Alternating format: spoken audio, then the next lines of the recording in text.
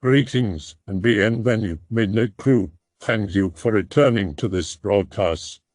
And welcome to new viewers joining us for the first time. If you like a video, then feel free to subscribe. Tonight, we explore Indrid Cold, commonly known as the Smiling Man, or the Grinning Man, is an allegedly humanoid entity. His name comes from his tendency to smile at those who encounter him. So, meanwhile fellow X-Files ponder over all that info, is there anything anyone has in mind to post about? I could continue on about the Grinning Man, Indrid Cold, unless there is something else worth posting instead. I can think of a lot of things that I would prefer not to bump into on a dark night: a gang of vicious thugs, a dead body, an escaped mental patient who ran out of antipsychotic meds. The list goes on, but there's one thing in particular that fills me with more dread than all the rest. It's a strange and enigmatic entity that just a handful of folks have claimed to have encountered, a terrifying being that has shown up in many places and who is known by many names, but needs only one. The Grinning Man. So why does this thing freak me out so much?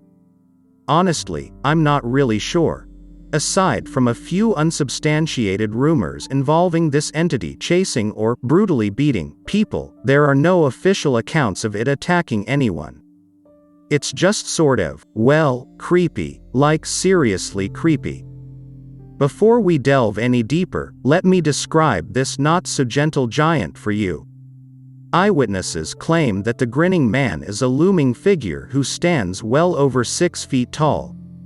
His head is said to be devoid of any hair and his dark, beady eyes are nestled unnaturally far apart in his domed skull. Some observers are so perturbed that they are later unable to recall whether he even had a nose or ears, but, as disturbing as that may be, far and away his most disconcerting characteristic is the wide, hideous, shark-like grin that is perpetually plastered across his face. Renowned paranormal investigator and Mothman Prophecies author, John Keel, is considered to be the first researcher to mention the creature, or, more likely than not, creatures that have collectively come to be known as the Grinning Man. In his seminal tome on unnatural entities, The Complete Guide to Mysterious Beings, Keel discusses what is believed to be the first modern run-in with this peculiar entity. The encounter occurred in Elizabeth, New Jersey, at approximately 9:45 p.m. on the night of October 11, 1966. Two boys, Martin Mouse Manav and James Jimmy Yankitis, were walking home along New Jersey and 4th Street when they turned onto a road that ran adjacent to the elevated New Jersey Turnpike. There was a treacherously steep 30-foot slant running from the hectic turnpike above them all the way down to the tall wire fence that ran parallel to the route that Manav and Yankitis were walking. The decline on the other side of the fence was so steep that the boys had never even seen anyone attempt to scale it, nor had they ever seen anyone on the opposite side of the rusted fence, but this night would prove to be an exception to the rule. Both Manav and Yankitis were nervous as they slipped in and out of the pools of light cast by the street lamps above, as they had heard that a neighborhood woman had been chased by a tall, green man earlier that evening in the same area. Little could the boys predict when they stopped to catch their breath a few moments later that their date with the unknown would be about to begin. It was Yankitis who first noticed the ominous humanoid figure standing in the thick scrub brush behind Manav on the opposite side of the fence. He appeared to be ignoring the boys and staring at a house across the road. Yankitis would later describe the smirking brute for both the police and Keel. He was strangest guy we've ever seen. He was standing behind that fence. I don't know how he got there. He was the biggest man I ever saw. The anxious Yankitis wasted no time in alerting his unwary pal about the scary silhouette that was stationed behind him. Manav slowly turned and saw a huge figure clad in a green, one-piece suit that seemed to be reflecting the streetlight above. Munov's account is in his report to the police. Jimmy nudged me and said, "Who's that guy standing behind you?" I looked around and there he was, behind that fence. Just standing there. He pivoted around and looked right at us, then he grinned a big old grin. The two young men, evidently wise beyond their years, listened to their fight or flight instinct and wasted no time in exiting the scene before the eerie emerald apparition could scale the fence and take pursuit. Just 3 days after their unusual encounter, Keel arrived at the scene with UFO investigator James Mosley and oddly enough famed actor and paranormal enthusiast, Chuck McCann. The boys were interviewed individually, in the home of one George Smythe, and, according to Keel, gave identical accounts of the event. Keel described what Yankitis and Manov had told him. Mosley and McCann, the man was over 6 feet tall, they agreed, and was dressed in a sparkling green coverall costume that shimmered and seemed to reflect the street lights. There was a wide black belt around his waist. He had a very dark complexion, and little round eyes, real beady, set far apart. They could not remember seeing any hair, ears, or nose on this figure. McCann was a solidly built actor who stood 6'2", and both boys insisted that the grinning man was not only taller than the TV star, but much broader as well. This would make him an imposing figure indeed. Keel and his fellow investigators went to the site of the encounter, wondering whether or not the menacing man behind the fence might actually have been a stranded motorist. Upon inspection of the scene, however, Keel and his crew concluded that the incline was not only too sharp to easily traverse, especially at night, but that any sane person with car troubles stuck behind a high fence would have called out for help rather than leer maniacally. It wasn't long before the boys' bizarre tale spread throughout the neighborhood and folks began to speculate that this so-called grinning man might be associated with a UFO sighting that had occurred at exactly the same time just 40 miles north of Elizabeth, near a DuPont explosives factory outside of Pompton Lakes. The initial eyewitnesses to this event were a police officer and his wife. The officer and his spouse watched in amazement as the object, which they described as resembling a blazing white light as big as a car, nearly hit an almost 600-foot-tall television tower, before vanishing over nearby hills at a leisurely pace. As if they weren't credible enough witnesses, on the opposite side of the hills 2 additional police officers would also catch more than a glimpse of this incredible airborne anomaly. The officers in question were Patrolman Edward Wester and Sergeant Benjamin Thompson of the Wanacue Reservoir Police. The pair watched as the luminous UFO soared over the reservoir at a low altitude. Sergeant Thompson was later quoted as stating, "The light was brilliantly white. It lit up the whole area for about 300 yards.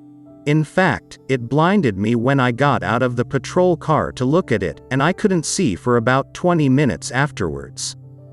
It would be due to this, possibly coincidental, incident that the grinning man phenomenon would become forever associated with UFOs and extraterrestrial entities. While this might be the first incident that helped solidify this creature's connection to the realm of ufology, it would not be the last. The second series of incidents that Keel credits as being part of the grinning man phenomenon also occurred in 1966, this time during the infamous Mothman's reign of terror in Point Pleasant, West Virginia.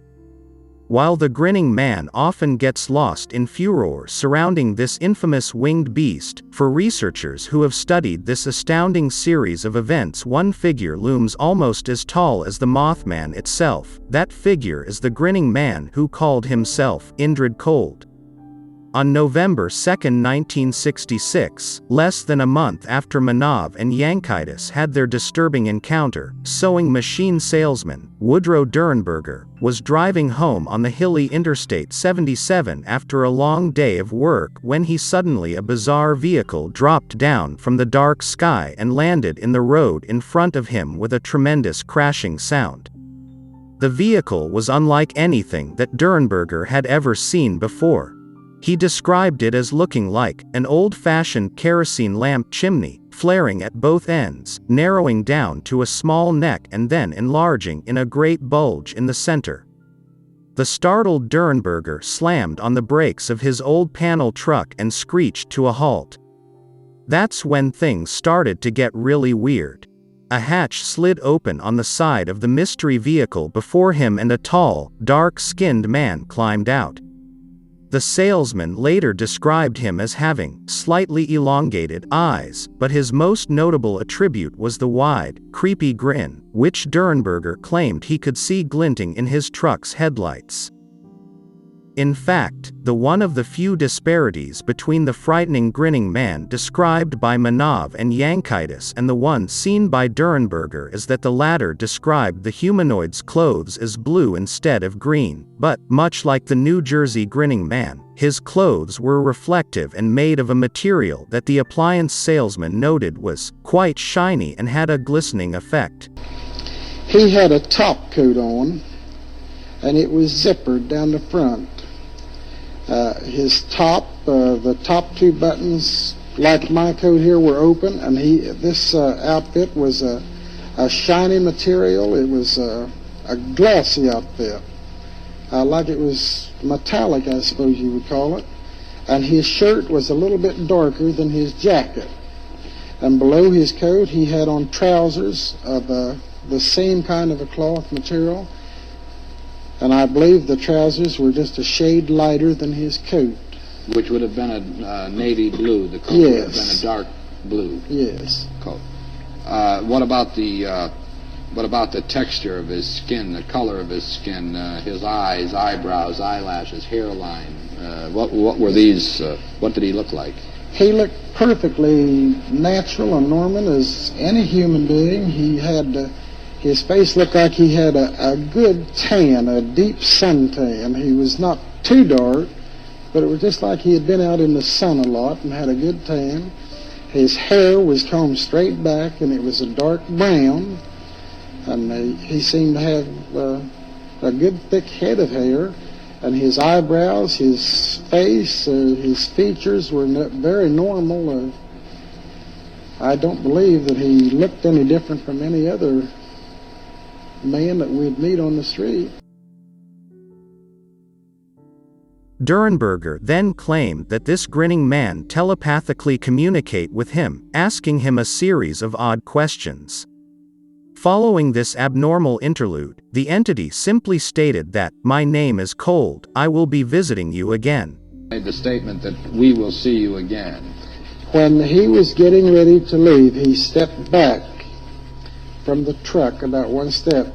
Then he said, "Mr. Derenberger, we will see you again." He didn't say I, he said we will see you again. Cold then returned to his unusual vehicle, which, as incomprehensibly as it arrived, launched from the interstate and soared up into the sky. Following this wild encounter, both Derenberger and several other Point Pleasant residents would claim to have additional run-ins with the infamous Indrid Cold. Eventually Derenberger would reveal that Cold informed him that he was an alien from the planet Lanulos, which was nestled in the galaxy of Ganymedes. He would further claim that Cold had taken him to his home planet where he saw people wearing colorful shorts and all the words on the signs appeared to be in a squiggly, Oriental-like writing. Cold was soon followed by two other grinning men named Demo Hassan and Carl Ardo. Derenberger's wife even met them and believed that their agenda was an evil one. Sadly, it wasn't long after these events that his wife divorced him. Derenberger would go on to co-author a book about his experiences titled Visitors from Lanulos with Harold W. Hubbard. Another, even more unnerving, encounter with what Keel speculated might be a grinning man also occurred in Point Pleasant during that same period. The terrifying event transpired at the rural home of the Lilly family. The Lillys were dealing with frightening poltergeist-like activity as well as seeing peculiar lights in the skies above their home on a nightly basis. According to Mrs. Lilly, we've seen all kinds of strange things, blue lights, green ones, red ones, things that change color. Some have been so low that we thought we could see diamond-shaped windows in them. And none of them make any noise at all. The incident involving the Grinning Man, however, did not happen to the entire family, but focused on the Lilly's daughter, Linda. The young lady confided in Keel, who was at the scene chronicling the entire Mothman uproar, that she had woken up one night to see a hulking figure leering down at her while she was in bed. In Linda's own words, it was a man, a big man. Very broad. I couldn't see his face very well, but I could see that he was grinning at me. He walked around the bed and stood right over me. I screamed again and hid under the covers. When I looked again, he was gone. Linda then ran into her mother's room shrieking hysterically, "There is a man in my room." There is. She refused to sleep alone for months following the encounter. Whether the figure looming above Linda on that fateful eve was Indrid Cold, another grinning man, a ghostly phantasm, or just a figment of her imagination is hard to say, but it's difficult not to speculate that, much like in the Elizabeth, New Jersey incident, the strange lights soaring above the Lilly home might have something to do with the appearance of this seemingly sinister, smiling fiend. This leads us to a wild and utterly fascinating theory that I stumbled across, which implies that Indrid Cold in particular, and grinning men in general, may be delegates of a sort of paranormal, or possibly intergalactic, police force that spontaneously appear in the area of anomalous events in order to keep the peace or simply to observe the proceedings as they unfold. Another hypothesis speculates that Cold might have been a representative of the notoriously secretive group known as the Men in Black, many of which were allegedly encountered throughout the region during the Mothman flap. To ensure that New Jersey and West Virginia wouldn't have all the fun, in 1966 and 1967, there was a short wave of encounters with beady-eyed, wide-mouthed, giant prowler with a fixed grin in Provincetown, Massachusetts. Understandably, there are some who believe that the entire Grinning Man phenomenon ought to be dismissed due to the fact that all of the cases were presented by Keel, who, as all writers do, applied his own biases while connecting dots that were, at times, only loosely associated. While this may be true, there is at least one case involving a grinning man and a UFO abductee that, as far as I know, Keel never chronicled. In December of 1978, a 26-year-old night watchman, Pier Zanfretta, was on a routine patrol in the village of Toriglia, Italy, when he claims he was abducted by a trio of gigantic, yellow-eyed, semi-reptilian aliens. Following this incident would be a series of terrifying abductions that would continue for years. Ancora, la macchina va da sola. Ho paura, fermatela. Per Dio, aiutatemi. Sì. Sterzo duro. Ancora, rispondete. La macchina va da sola. C'è tanta nebbia, non vedo. But one of his creepiest encounters was with an alien, but with, you guessed it, a grinning man. On December 3, 1979, at approximately 9:30 p.m., Zanfretta got out of his patrol car at a self-service gas station near downtown Genoa. He claimed that he heard someone calling out to him from the shadows outside the station. Zanfretta described the entity that was speaking to him as a tall, humanoid figure with a bald, egg-shaped head, who was dressed in a checkered suit that included a chest plate made of steel. He was also grinning from ear to ear. Like Cold before him, this lanky creature spoke to the security guard without moving his lips and ordered him to drive his vehicle into a small cloud that was hovering just above the ground nearby. Zanfretta swore that the sound of the grinning man's voice physically compelled him to obey the request. The young guard did as he was instructed and claimed that he and his patrol car were levitated within the cloud and deposited onto a colossal spacecraft. This ship, according to the watchman, was filled not only with the reptilian aliens that had been abducting him, but large, transparent cylinders filled with a weird blue liquid. One of the cylinders was said to have contained a frog-shaped body, which the aliens explained was an enemy of ours from another planet. Strange stuff indeed. In the years since 1978, there have only been a few sporadic and unconfirmed reports of the Grinning Man and his ilk. The first is from April 23, 2009, when a blogger known only as HR Zapruder posted a very brief encounter with he believed to be a grinning man while driving near Roswell, New Mexico. Soon afterwards, I drove past a man standing in the brush. I thought he was hitchhiking, so I sped past. You know, hitchhikers equals bad news. Anyway, I didn't think much of it at first, but as I sped by, I noticed a green glistening, so I inspected the rear view mirror. I saw the man from behind. He was bald and over 6 feet tall, wearing a sparkling green jacket. The rest was obscured by the brush. When I arrived in town, I was told by some locals I'd just missed a UFO. Another strange report hails from author A.J. DiChiara, who told of his sister's harrowing experience with a grinning man in the late 1980s. The unnamed woman was driving to her rural home in Connecticut on a dark autumn eve when she claimed that an entity drove up next to her in what she described as a phantom car with an eerie glow. She looked over and saw what she described as a hideous creature, staring at her with glowing yellow eyes and a toothy grin, which terrified her.